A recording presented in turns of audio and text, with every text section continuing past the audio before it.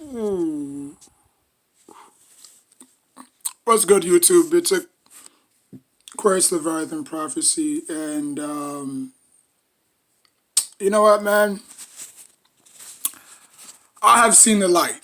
If you're new to my channel, please hit that like button, smash on that notification bell. Um, but I've seen the light.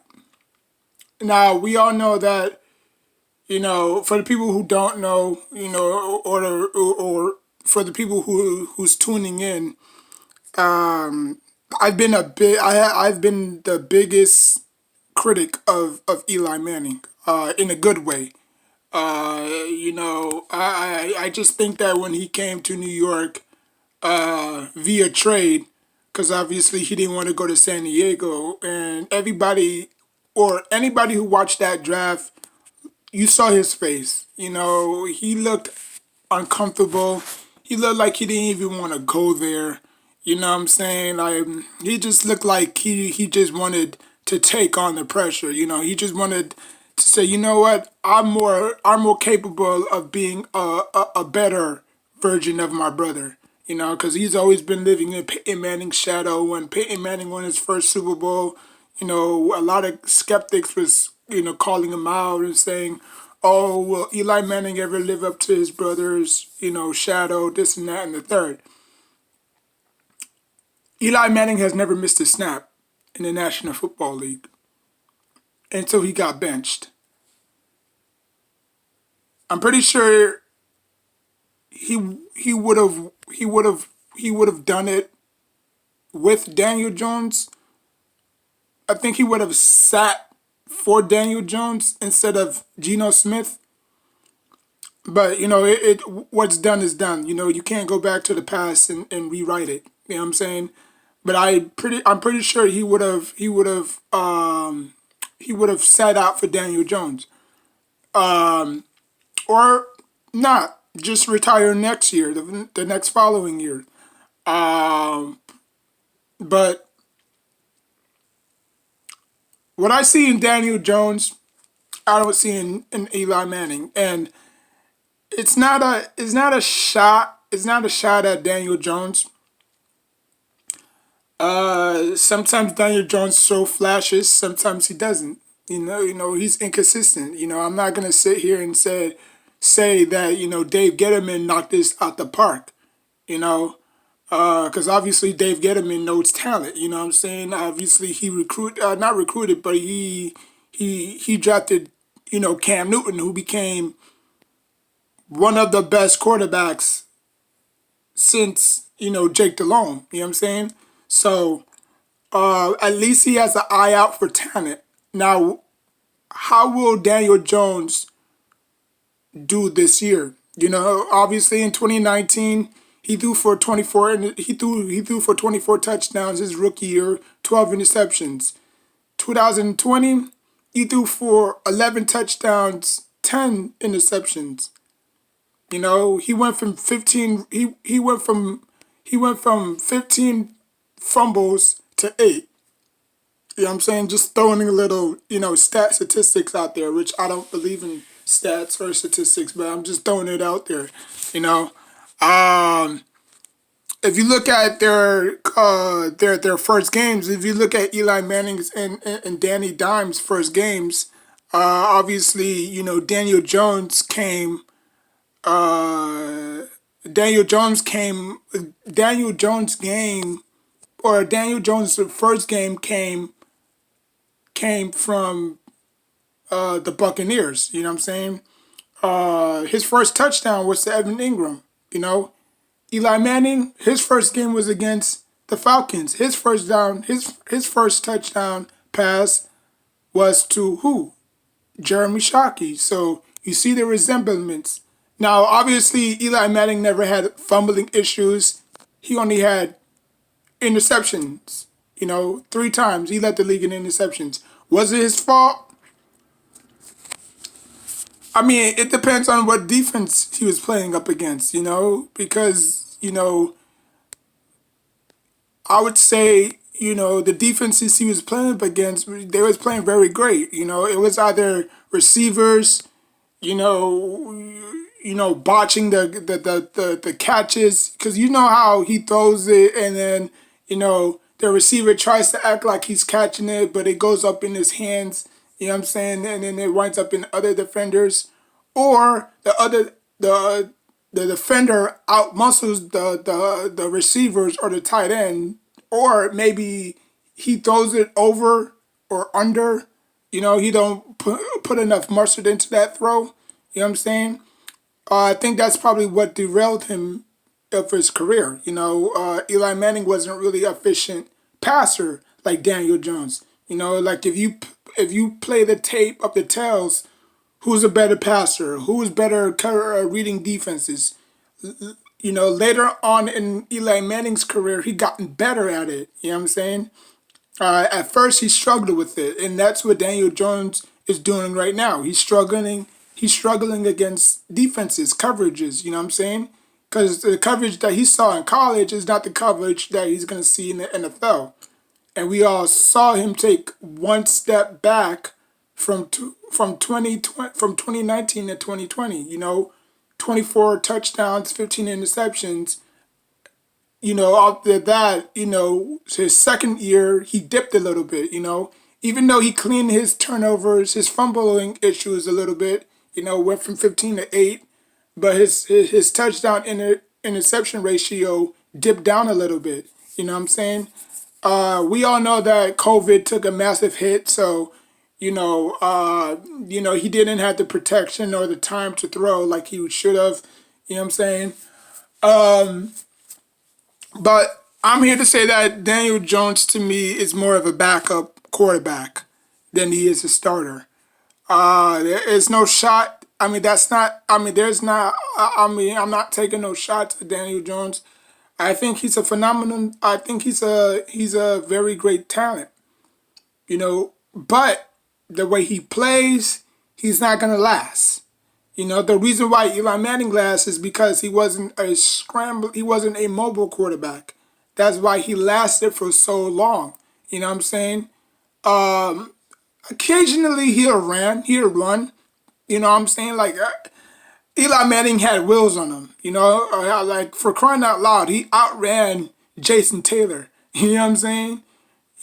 So I mean, he's run before. People acting like Eli Manning can't run. He can run, but he knows how valuable he is to his team, and he's not going to put his team in jeopardy by making the big splashes. We all know Daniel Jones can run. Like Jesus Christ, he led his team in rushing when Saquon Barkley went down, and you don't want that from your quarterback. A lot of people saying, "Oh, Daniel Jones led the Giants in rushing." No, that's your running back's job. That's why you have a damn running back. I mean, if you can run, go ahead. I'm not saying to sit down in the pocket and commit suicide. You know what I'm saying? Like Daniel Jones is on suicide watch. You know what I'm saying? If you have to run, run. I'm not saying that just stay in the pocket, but there's a time to run and there's a time to just let your defense or just let your arms do the talking. You know what I'm saying? You don't have to run for every single down. Now, if you see them backing away or they probably in coverage or you think that they're going to blitz and they actually in cover 3 or cover 2, you know what I'm saying? It depends on the scheme, whether they're playing the 3-4 or a 4-3 nickel dime, whatever have you. Then you can take off and get that first down and go out of bounds. But he's just taking massive hits. He's not protecting himself. He has fumbling issues. And the difference is that Eli Manning came into the NFL with great weapons around him. Tiki Barber, Jeremy Shockey, Toomer, Hillard,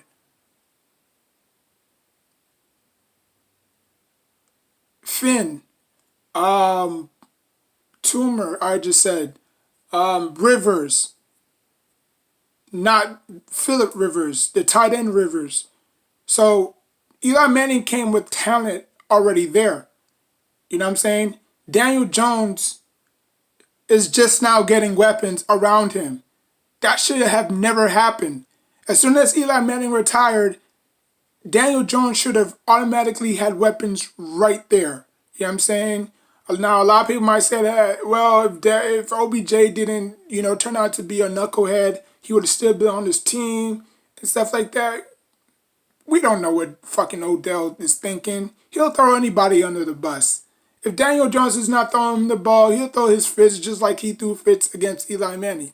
He went out, but I'm not talking about OBJ. But I just think Daniel Jones is a backup quarterback. When he came out the draft, they compared him to a Matt Ryan and Minshew, I think his name was, the quarterback for the Jacksonville Jaguars. That's who they compared him to. Similar stats, similar college success. Like Minshew didn't have nobody around him at college. Same thing as Daniel Jones. Daniel Jones didn't have nobody at college. He was just playing with a bunch of backups, fourth strings, fifth string receivers, running backs, tight ends. But obviously, Ole Miss is way different from Duke. You know what I'm saying? They're both two totally different colleges. You know what I'm saying? One is ran better, and the other one not so much. Duke is actually known for basketball more than football in most people's eyes. There was a lot of great talent that came from Duke in basketball, not so much in football. You know what I'm saying? Ole Miss, there was a lot of very good players that came out of Ole Miss. You know what I'm saying? I can only name two right off the bat: Ashley Palmer and Eli Manning. But other than that, Eli Manning came into the Giants with weapons. Like he already had an established running back. He already had Shockey there. He already had two good receivers. So he wasn't asked to do so much. But as time grew, he got better. Yes, Eli Manning had the worst rookie year of rookies. So did Peyton Manning. But they grew. You saw them grow year after year after year after year. Daniel Jones did pretty good in 2019, dipped a little bit in 2020. So we are expecting that Daniel Jones is going to take that next step. But he's not, because he's a backup quarterback. He's never had weapons like this. So when a quarterback have weapons like that, he's not going to know how to operate because he's never had weapons around him. You know what I'm saying? Now, I'm not saying that he's not going to flourish. Of course he is, But I just think that we're putting Daniel Jones in the class with Eli, which is absurd. Yes, Eli Manning may not have been mobilized like Daniel Jones, or if Eli Manning had Daniel Jones's legs and, athleticism, who knows? Who knows if he would even last the way he did. But since he lasts the way he did, look at him. Philip Rivers is the same thing. I think Daniel Jones is a poor man's version of Philip Rivers. Or he's a poor man's version of Matt Ryan. And I think Matt Ryan's job is overdue. I think they should have probably moved on from him, but they're going to reap what they sow, because I don't think Matt Jones is going to win the Falcons anything, But that's just my opinion,